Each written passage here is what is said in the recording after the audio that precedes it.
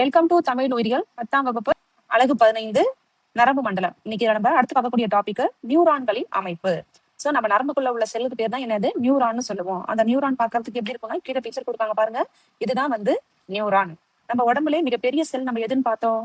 ஆன்சரை கமெண்ட் பண்ணுங்க. இப்ப நியூரான் என்பது கீழ்காணும் 3 பகுதிகளை கொண்டது. என்னென்ன பகுதி பாருங்க? சைட்டான், டென்ட்ரைட்ஸ், ஆக்சான். இதுல சைட்டான்ங்கிறது எங்க இருக்கு அப்படின்னா, இந்த செல் உடலம்னு கொடுத்துருக்காங்க இல்லையா, அதுதான் சைட்டான் அப்படின்னு சொல்லுவோம். டென்ட்ரைட்ஸ்ங்கிறது இங்க இருக்கு பாருங்க, ஒரு மரத்தோட கிளைகள் மாதிரி மேல இருக்கு இல்லையா, அதுதான் டென்ட்ரைட்ஸ். ஆக்சான்ங்கிறது அந்த தலை மாதிரி உள்ள போர்ஷன் முடிஞ்சு வால் மாதிரி உள்ள போர்ஷன் ஆரம்பிக்குது இல்லையா, அதுதான் ஆக்சான். இதுல ஃபர்ஸ்ட் ஒன் பாருங்க, சைட்டான். சைட்டானுக்கு இன்னொரு பேர் என்னன்னா செல் உடலம் அப்படின்னு சொல்லலாம், இல்லைன்னா பெரிகேரியான் அப்படின்னு சொல்லலாம். இதன் மைய உட்கருவில் சைட்டோபிளாசம் நிரம்பியுள்ள பகுதி நியூரோபிளாசம் என்று அழைக்கப்படுகிறது. அதாவது இந்த சைட்டோபிளாசம்ங்கிறது நியூரான்குள்ள இருக்கிறதுனால அந்த சைட்டோபிளாசத்துக்கு என்ன பேர் சொல்றாங்க? நியூரோபிளாசம் அப்படின்னு சொல்றாங்க. இதனுள் அளவில் பெரிய துகள்கள் உள்ளன. அந்த துகள்கள் பேரு நிசில் துகள்கள் அப்படின்னு சொல்லுவோம். இந்த நிசில் துகள்கள்ங்கிறது எதாலெல்லாம் ஆனது அப்படின்னா, எண்டோபிளாஸ்மிக் ரெட்டிகுலம்னு ஒண்ணு சொல்லுவோம். அதுல ரஃப்பான எண்டோபிளாஸ்மிக் ரெட்டிகுலம், ரைபோசோம்ஸ், RNA அதெல்லாம் அடங்கிய தொகுப்பு தான் யாருன்னா இந்த நிசில் துகள்கள் அப்படின்னு சொல்லுவோம். சுருக்கமா சொல்லணும்னா, இந்த நிசில் துகள்கள் நியூரானோட புரத தொழிற்சாலை அப்படின்னு சொல்லலாம். அந்த நியூரானுக்கு தேவையான புரதங்களை எல்லாம் சிந்தசிஸ் பண்ணி கொடுக்கறது யாருன்னா இந்த நிசில் துகள்கள் தான்.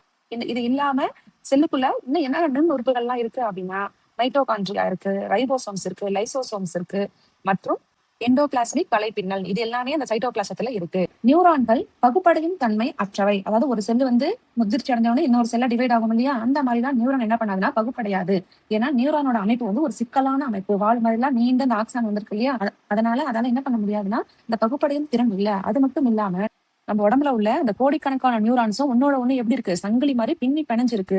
அந்த மாதிரி எல்லாமே ஒன்னோட ஒண்ணு இணைஞ்சிருக்கும் போது அதுங்களால என்ன பண்ண முடியாது, பகுப்படைய முடியாது. ஒருவேளை அதுங்க பகுப்படைஞ்சதுன்னா நம்ம நரம்பு மண்டலமே என்ன பண்ணிடும், மிகப்பெரிய பாதிப்புக்கு உள்ளாயிடும். அப்பனா அந்த நியூரான் செல் எங்கேருந்து உருவாகும் அப்படின்னா, நம்ம மூளையில ஒரு குறிப்பிட்ட பகுதியில பார்த்தோம்னா அந்த நியூரோ ஸ்டெம் செல்ஸ் இருக்கும். அங்கேருந்து தான் பார்த்தோம்னா இந்த நரம்பு செல்கள் புதுசா நமக்கு உருவாகும். அடுத்து சைட்டோபிளாசத்துல பார்த்தோம்னா நிறைய பல நுண் இழைகள் இருக்கும். அந்த நுண் இழைகள் தான் என்ன செய்யும்னா, செல் உடலம் இருக்கு இல்லையா, அதன் வழியாக நரம்பு தூண்டல்களை முன்னும் பின்னும் கடத்துவதற்கு ஹெல்ப் பண்ணும். அடுத்த ஹெட்டிங் டென்ட்ரைட்ஸ். டென்ட்ரைட்ஸ்ங்கிறது அந்த மேல மரக்கிளை மாதிரி பார்த்தோம் இல்லையா, அதுதான் டென்ட்ரைட்ஸ். அந்த டென்ட்ரைட்ஸ் என்ன பண்ணோம்னா, வெளிப்பக்கம் கிடைக்கக்கூடிய அத்தனை சிக்னல்ஸையும் வாங்கி யாருக்கு கொடுக்கும்னா சைட்டானுக்கு கொடுக்கும். ஓகேவா? சிம்பிளா சொல்லணும்னா, நியூரானோட ஆண்டனா மாதிரி அது. நம்ம டிவிக்கெல்லாம் ஆண்டனா வச்சுப்போம்ல, அந்த ஆண்டனா அப்படி சிக்னலை நமக்கு வாங்கி கொடுக்குது. அதே மாதிரி வெளிப்பக்கம் வரக்கூடிய செய்திகளை சிக்னலை வாங்குறது தான் யாரோட வேலைனா இந்த டென்ட்ரைட்ஸோட வேலை. செல் உடலத்தின் வெளிப்புறமாக பல்வேறு கிளைத்த பகுதிகள் காணப்படுகின்றன. இது என்ன பண்ணுது பாருங்க, நரம்பு தூண்டல்களை சைட்டானை நோக்கி கடத்துகின்றன. பிற நரம்பு செல்களில் இருந்து பெறப்படும் சமிக்கைகளை உள்வாங்கிக் கொள்ளும் பரப்பினை அதிகமாக்குகின்றன. அடுத்தது ஆக்சான். ஆக்சான்ங்கிறது அந்த வால் மாதிரி நீட்டா ஒரு போர்ஷன் வந்துச்சு இல்லையா, அதுதான் ஆக்சான். ஆக்சான் என்பது தனித்த நீளமான மெல்லிய அமைப்பு. ஆக்சானின் முடிவு பகுதி நுண்ணிய கிளைகளாக பிரிந்து குமிழ் போன்ற சினாப்டிக் குமிழ் பகுதிகளாக முடிகிறது. இந்த படத்துக்கு வாங்க. இந்த இடத்துல கீழே பாத்தீங்கன்னா, கீழே ஒரு கிளை மாதிரி முடியுதா, கிளை மாதிரி முடியும் போது ஒவ்வொரு நுனியிலையும் பாத்தீங்கன்னா என்ன இருக்கு, ஒரு பல்பு மாதிரி ஒரு ஸ்ட்ரக்சர் இருக்கா, அதுதான் என்ன சொல்வோம்னா சினாப்டிக் குமிழ் அப்படின்னு சொல்லுவோம். ஆக்சான்ல இருக்கக்கூடிய பிளாஸ்மா சவை என்ன சொல்றோம், ஆக்சோலெம்மா அப்படின்னு சொல்றோம். ஆக்சான்ல இருக்கக்கூடிய சைட்டோபிளாசத்தை என்ன சொல்றோம், ஆக்சோபிளாசம். அதாவது நியூரான்ல உள்ள சைட்டோபிளாசத்தை நியூரோபிளாசம்னு சொன்னோமா, அந்த மாதிரி ஆக்சான்ல உள்ள சைட்டோபிளாசத்தை ஆக்சோபிளாசம்னு சொல்றோம். இவை தூண்டல்களை சைட்டானில் இருந்து எடுத்து செல்கின்றன. ஆக்சானின் மேற்புறம் ஒரு பாதுகாப்பு உரையால் பொருத்தப்பட்டுள்ளது. அந்த பாதுகாப்பு உரைக்கு என்ன பேரு, மயலின் உரை அப்படின்னு சொல்லுவோம். அந்த மயலின் உரையோட மேல் பக்கம் யார் இருப்பானா, ஸ்வான் செல்கள் இருக்கும். அது அந்த உரையை பாதுகாக்கிற வேலையை பார்க்கும். இந்த மயலின் உரைன்னு இருக்கு இல்லையா, அது எதுக்கு ஹெல்ப் பண்ணும் அப்படின்னா, அதாவது அந்த ஆக்சானுக்கு கிடைக்கக்கூடிய முழு சிக்னலையும் வெளியில எங்கேயும் செதற விடாம முழு சிக்னல்ஸையும் அடுத்த நியூரான்ஸுக்கு அப்படியே அனுப்பும், எங்கேயும் செதற விடாம. அதுதான் இந்த மயலின் உரையோட வேலை. இவ்வுரை நியூரிலெம்மா எனப்படும்.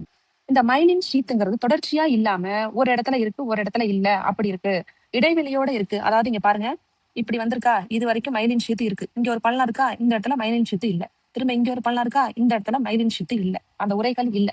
அந்த உரைகள் இல்லாத இடத்துக்கு என்ன பேருனா ரான்வீர் கணுக்கள் அப்படின்னு சொல்லுவோம். அந்த கணுக்களுக்கு இடையே உள்ள பகுதி தான் கணுவிடை பகுதி. அந்த மயலின் உரை என்ன பண்ணுது, நரம்பு தூண்டல்களை வேகமா கடத்துறதுக்கு ஹெல்ப் பண்ணுது. ஏன்னா வரக்கூடிய அந்த தூண்டல்கள் எதையுமே என்ன பண்றது கிடையாது, வெளியில செதற விடாம அப்படியே அடுத்த நியூரானுக்கு டிரான்ஸ்போர்ட் பண்ணும். அடுத்தது சினாப்சிஸ். ஒரு நியூரானின் சினாப்டிக் குமிழ் பகுதிக்கும் மற்றொரு நியூரானின் டென்ட்ரான் இணையும் பகுதிக்கும் இடையிலுள்ள இடைவெளி பகுதி சினாப்டிக் இணைவு பகுதி எனப்படும். அதாவது இது ஒரு நியூரான் முடிஞ்சுச்சா, அடுத்தது இன்னொரு நியூரான் நம்ம உடம்புக்குள்ள எங்க இருக்கும்னா இந்த இடத்துல இருக்கும்.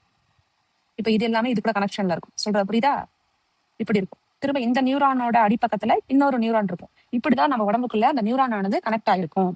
ஒரு நியூரானில் இருந்து தகவல்கள் மற்றொரு நியூரானுக்கு கடத்தப்படுவது சினாப்டிக் குமிழ் பகுதியில் வெளிப்படுத்தப்படும் வேதிப்பொருள் மூலமாக நடைபெறுகிறது. அந்த சினாப்டிக் முடிச்சிருக்கு இல்லையா, அதுல ஒரு சில கெமிக்கல் சப்ஸ்டன்ஸ் செக்ரேட் ஆகும். அதுக்கு பேரு நியூரோ டிரான்ஸ்மிட்டர் அப்படின்னு சொல்லுவோம். அதாவது டிரான்ஸ்மிட் பண்ணது நியூரான்டேந்து விஷயங்களை இன்னொரு நியூரானுக்கு டிரான்ஸ்மிட் பண்றதுனால அது பேரு நியூரோ டிரான்ஸ்மிட்டர்னு சொல்லுவோம். இல்லைன்னா நரம்புணர்வு கடத்திகள் அப்படின்னு சொல்லுவோம்.